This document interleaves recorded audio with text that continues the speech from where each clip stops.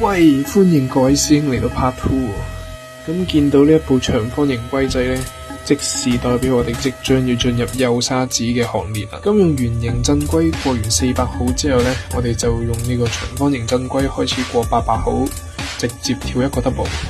喺打磨嘅世界入面呢，個號數越大就代表越幼。過完800號之後呢，就到1200、1500，最後到2000。咁呢一轉已經係2000嚟啦，咁可以見到一濕水一抹，已經有返原本個燈應該有嘅樣。呢個時候就要進入號仔師傅最擅長嘅拋光階段。研磨拋光，話明研磨拋光，即是研磨行先，拋光在後。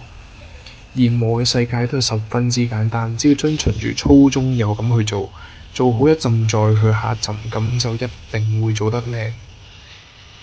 咁唔淨止係拋光咁簡單喎，如果淨係拋完光呢，盞燈暴露喺紫外光底下，好快就會發黃或者化花。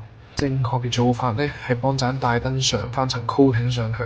一般嚟講呢，我哋都會上鍍晶上去。咁坊間呢，有好多叫法，9H 鍍晶、陶瓷鍍晶、ceramic coating 都係鍍晶嘅名。插少少佛偈喺度啊，示意一發簽名，應元落號。